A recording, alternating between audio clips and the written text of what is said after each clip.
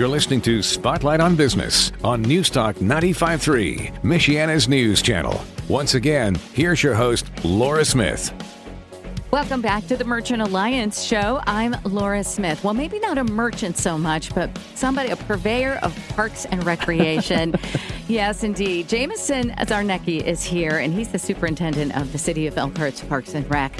And wow, I'm really learning so much about what we have here and how many gems that are right within our midst that I know that you have probably done a lot already. How long have you been with the This will be my 6th year as the director. Okay. And so you have probably been the purveyor of a lot of the change that you see there, and then worked with a lot of different people, organizations, and city, politicians and so forth to try to get your things passed and done. But so far, what would you say your most crowning achievement would be, or the thing you're most proud of? I can't take all the credit, but I think one of the things I'm most proud of is reactivating our Elkhart Park Foundation. It's our nonprofit wing. Really, there was a wonderful person who stepped up that I had a conversation with, and she took it by storm and led the charge with us. But it's finding those right partners to come together and say, hey, the city has a vision, the community has a want, really a need in a lot of ways to update our parks, to put in the right programs and events, and finding a group of people like our Park Foundation members and our park board members who are not just passionate, but have capacity, have an interest, and have intelligence to help us figure these pieces out, because you can't do this amount of change in a silo. It has to be a community-driven push, and that's what it truly has been. I think that's been the biggest thing for me, is seeing how many people are coming alongside us to help make those positive impacts. That's wonderful. And indeed, it plays out in all the beautiful new spaces and places that have been upgraded and reinvented and invented. So you have a lot of programs that you have going on that I would love to hear about, because I know that when we had other people here from Parks and Rec, that was during the beginning, and they were looking forward to the Rhapsody Arts and Music Fest. Yes. And so that's already been done, but it was hugely successful. You said 26,000 people came through. Yep. I mean, that's terrific. Yeah. So what is it? Tell us about the different various programs that exist. So we do a variety of things, right? We have about 120 programs a year. We do about 50 to 60 events per year as well. We have these big ones called the Big Five. Rhapsody's part of them. We had the 4th of July, which saw 11,000 people. The next one's Island of Blues, which is coming up in September on Island Park. Mm-hmm. But outside of that, we have special events like the Art Walk that we've taken over, the Summer Chill Concert Series, right? We've talked about a bit in the past. And then throughout the year, we have all these programs. We do about 120 a year. We're 60 done so far. But it's everything from adults to kids. We have summer camp, of course. We have the traditional programs like tennis and soccer. We've got new ones that people are really liking, which is our Full Moon Kayak. It goes along the St. Joe River, and it's at night, so it's a kind of a fun experience that people aren't used to.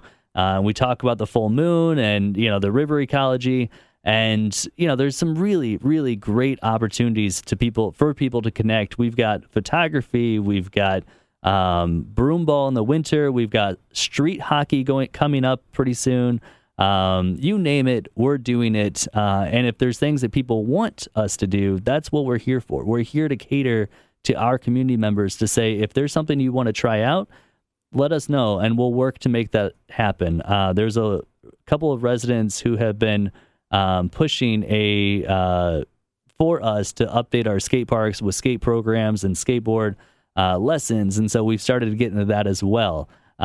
So there's things like that are going on. There's a new sport, newer to me, I should say, called pétanque, which is basically a French bocce ball, and we're starting to get involved in that with the Pétanque America community to try and create some courts. I love bocce ball. Oh yeah, you might like pétanque. It's very similar. I know. I didn't ever play pickleball. That's obviously huge, yep. But it's huge, too. So does the Parks and Rec, do you have sort of community basketball courts and soccer fields and things like that? Yeah, Studebaker has the most fields, and we have a hefty soccer program over there. We have, I think, 4 different parks with basketball courts: Willowdale, Studebaker, Roosevelt. We have 3 different tennis court parks with tennis courts. Studebaker also has 8 pickleball courts. So there's a lot of infrastructure. We have 5 places to put in for a kayak and a boat throughout the park system. I mean, it's really a wonderful amount of assets that people just truly don't realize. And I think you've said it best, is that oftentimes we don't explore our backyards. We're always thinking, oh, I'll just go someplace else. Right. Rarely do we stop and think, how can I be a tourist in my city, in my town? And I think that's the call to action for me, for folks, is reconnect with your community. Recheck out downtown. Yes. Check out our parks. Take your family, because we have made the improvements, and we'd love to get their feedback and opinions of what else we can do. Absolutely. And they deserve to be discovered and enjoyed with all the hard work that's gone into making them so special. I love that. You know what else I love? I love that our mayor was able to get this fantastic concert last year, Kool and the Gang and the Commodores. Yeah. And this year, Boys to Men and the Jacksons. Yeah. Isn't that crazy? Yeah. Now, is that part of the Parks and Rec, or is that something totally separate? We support separate? that, but it's mostly driven by the Lerner Theater. I see. Is who puts that on, alongside promoters and an event team outside of it. I mean, an event of that size has so many hands that it takes at a high level. It's a wonderful event, and I would argue it's even more wonderful that it's not something I'm in charge of. So truly, I get to just come in and enjoy it. We support it. We help with the planning of it. We're always ready to help day of, but it's one of the things that the Learner's kind of shifting into for the city as a bonus event, and we're happy that they are, and happy to work alongside them. Absolutely. But it's going to be a great night.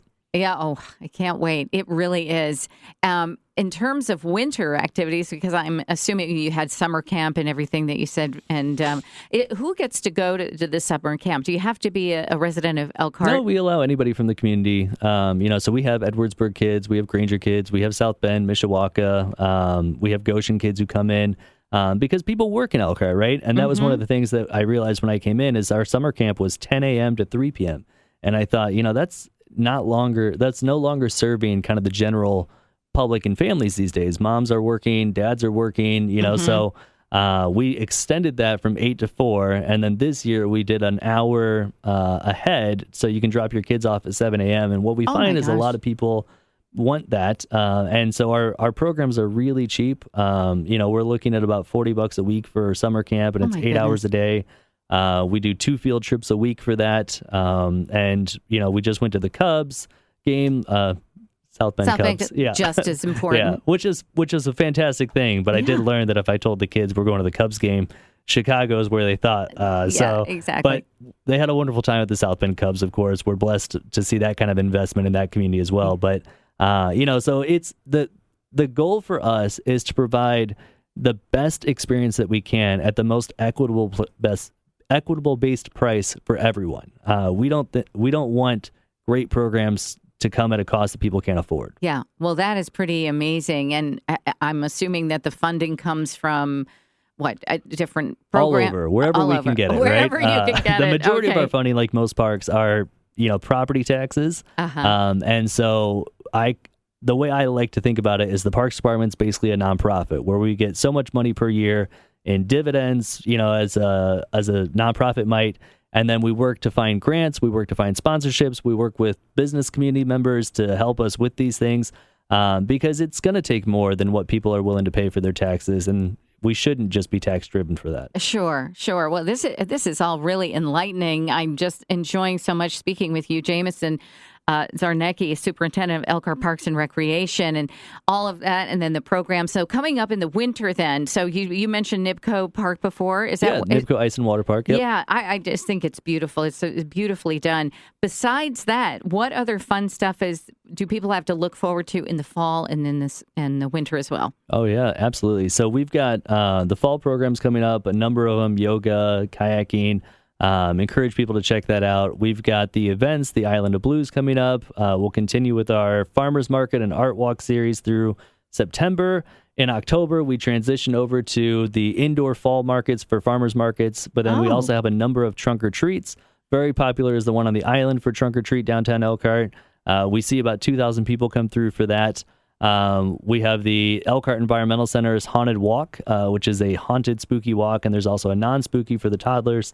That'll be coming up in the fall. And then Winterfest will be coming up in downtown Elkhart with our parade. And we're having a Winterfest village, and several partners throughout downtown just create this Winterfest downtown experience. More and more. I mean, really, I mentioned this before, but, when I came back here, I felt something was happening and growing within Elkhart, and I wanted to be a part of it. And I was right. My intuition was right, because you have spelled it all out for us here. And it sounds like it's ever evolving. It's not something where you just sort of sit back and go, okay, we got that accomplished and that's it. It sounds like you're constantly. It's never ending. And sometimes that's a joy and a pain, of course. But I think it's what makes it exciting, is that parks can be something for everyone.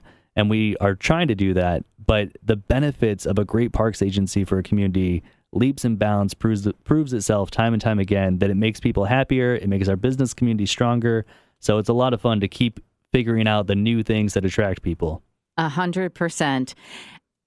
We have one more minute. Do you have anything that you want to think about that we may not have mentioned? There's 50 things, right? 50. But I would say, for final thoughts on this, honestly, is I want people to recheck out the parks, to get active, to utilize them again.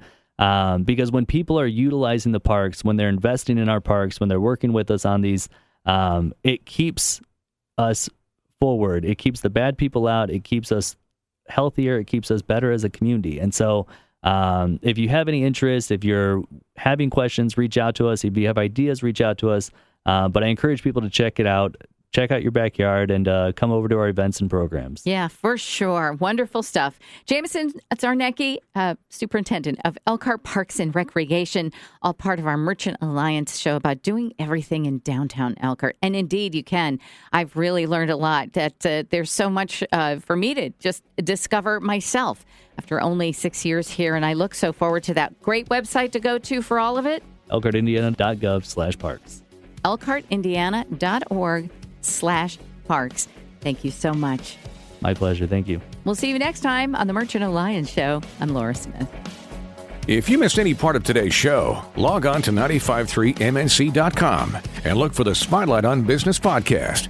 Be sure to tune in again next Sunday afternoon at 4:30 for Spotlight on Business on News Talk 95.3, Michiana's news channel, your breaking news and weather station.